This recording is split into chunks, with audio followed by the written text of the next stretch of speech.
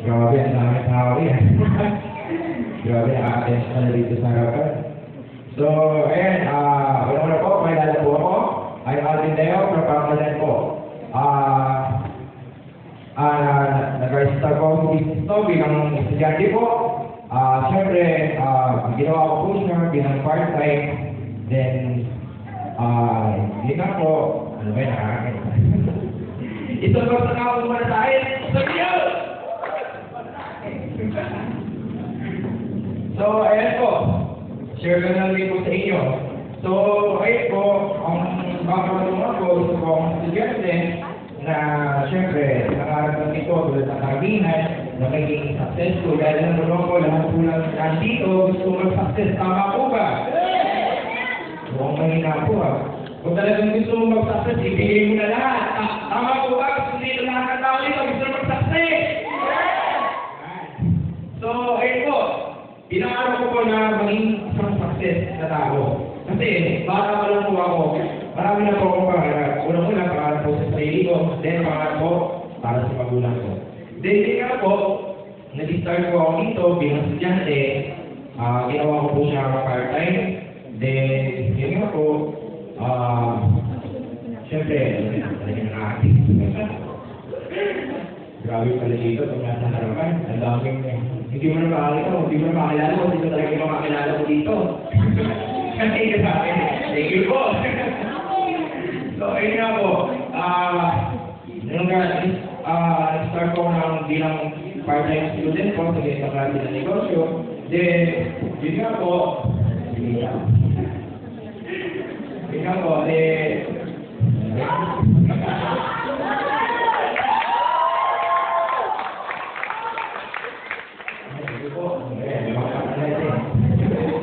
pero siyempre, nangarap lang din po ako kasi siyempre, nung gusto ko akong nandito na involved sa the training ko, pinangarap ko lang din po na isa po sa mag-testimonial dito sa harap kayo.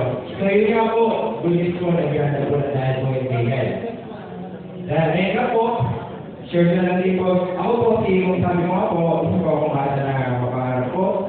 Then, yun nga po, dumating po yung point na nag-reach po ako, medyo natagilid po ang buhay dahil po siyempre, dahil po sa mga influence na unang-una, pagkata po, then dumating po sa point na nagkaroon po ako ng problema na hindi po problema sa personal, problema sa magulang, kasi dumating po yung time na hindi ko na po pinapakinggan ko kasi ang magulang ko. Then, dahil ko sa negosyo na na-realize ko na tama ko ulit na sinasabi nila. Kung baga talagang nasa huli ang pag-isipin. Then, yun nga po, parang ano po doon is yung spiritual po. Kasi lagi ko talaga hindi po 100% din totally faith ko kay God. Yun nga po, nung sa problem po nila, hindi po down na po ako. Hindi po, hindi na-picture na po kung sino po yung mga malalapit sa akin, yung best friend ko, hindi po sabi nga, lalaki ka, dapat hindi ka umiyak. Pero dahil sa dinadala ng sakit sa dibdib ko, sa pilit ng nararamdaman ko, yun nga, na hindi ko naman sa umiyak. Kasi, siyempre, lahat mo tayo, may part tayo na talagang mabago tayo eh. So, yun nga po, ang bulis naman po doon ay hindi ba bulis. Kasi, nung time po na nagkakaganda po yung buhay ko, dumating po sa point na banding with barkada dahil sa grabe na yun, hindi rin po siya nawala. Then, syempre, sabi ko sa best friend ko, kung nagkaka, hindi kong umiiyak ako, hindi kong lulubos ko lang siya, tigilan ko pa. Dahil nga po, sobrang bigat na nararamdaman ko, wala po akong mapagbuhusan ng sama ng loob. Then, yun nga po, one time, naisip ko po, siguro, wala na akong paraan kung paano pa mululunod sa problema sa buhay. Kasi talagang, sobrang bigat po. Yun nga po, yung naisip ko na siguro po ako, wala nang talagang way para ma-solusyon na po yung mga problema kung dinadala na yun. So, munti ko na pong gawin na bukas na po yung sarili ko.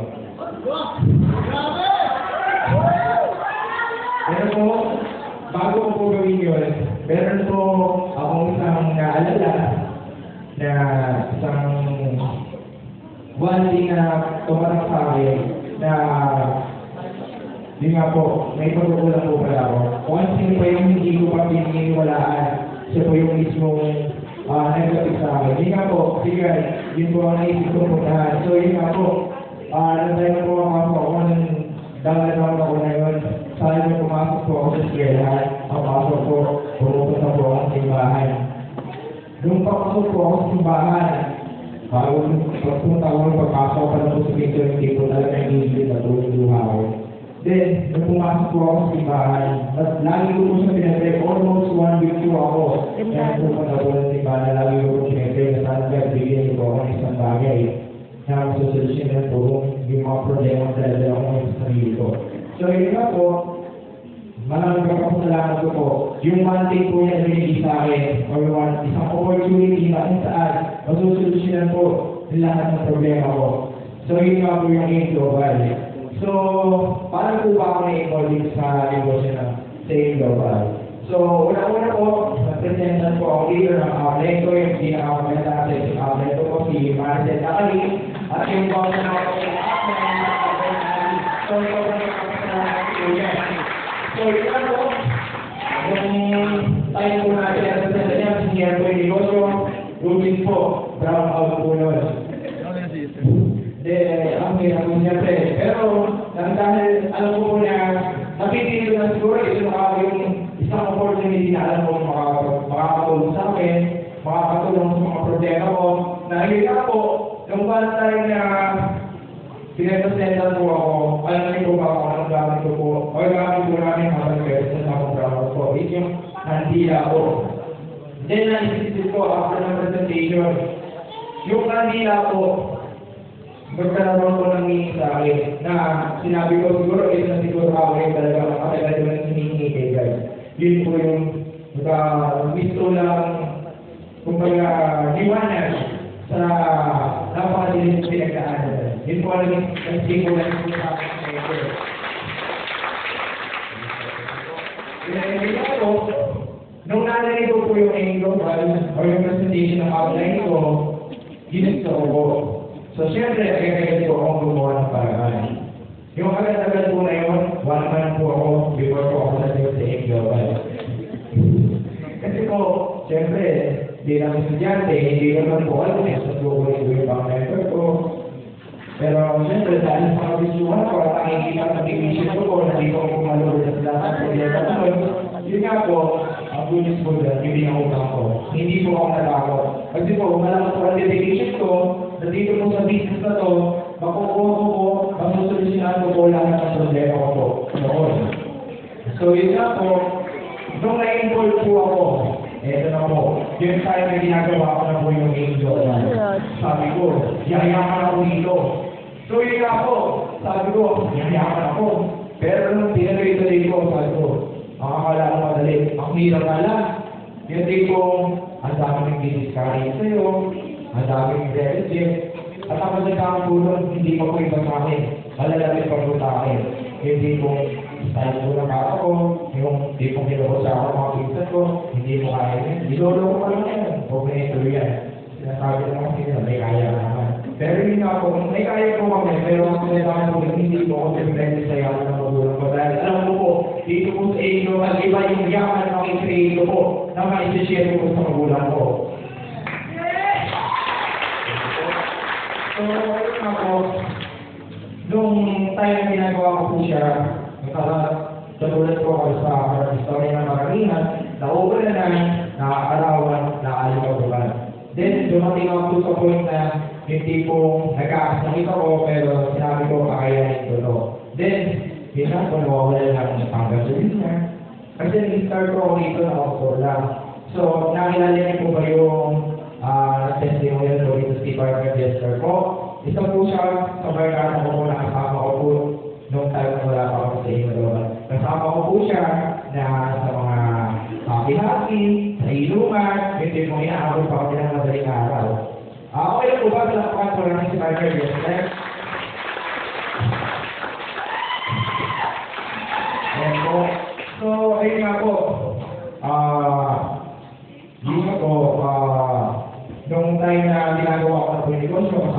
po siya. Then, sabi ko, ang hirap ka yan. Hindi talaga masisira balance ka. Minsan naisip ko pa nga po, kaya na nga ba talaga? Mukhang pahinag pa yata eh. Kasi talagang, ang hirap po, hindi ko po linya yung ginagawa ko. Pero po dahil sa dedication ko po, dahil sa gusto kong maabot yung pangarap ko sa buhay, para sa sarili ko, para sa pamilya ko, tinuloy-tuloy ko po. Sabi ko, no matter what happen, gagawin ko yung business na to. Dahil alam ko sa dulo, magsasaksyon ako dito. So, yun nga po, yun nga pong tinuloy-tuloy ko siya, then, nadami discouragement, nadami rejection, na talaga mga dumaan sa akin, hindi ko po siya tinasin. Kasi, sabi nga po, kung nilalait ka ng kapwa ko, kung may nasasabi sa iyo kapwa ko, okay lang yan. Kasi, darating yan tayo, sila na mismo magulog sa sarili nila. Basta ikaw, gawin mo lang yung tama, ituloy-tuloy na lang yung tama. Alam po na yan po, pag tinuloy-tuloy ko, alam po lahat po tayo dito magsa-success po. So, yun nga po, itinuloy ko po siya, hindi ko po pinakinggan yung mga may nagsasabi-discourage, nag-reject po sa akin. Basta po ako naka-focus na po ako sa goal ko. Na talagang nabivision ko na one time, yung pinakamanap ko ng bata ko, makukuha ko. Then, yun nga po, nung after 1 year ko po siya na ginawa, so yun nga po, ang lulis ko doon, nabili ko na po yung pinakapangarap ko kong sasakyan.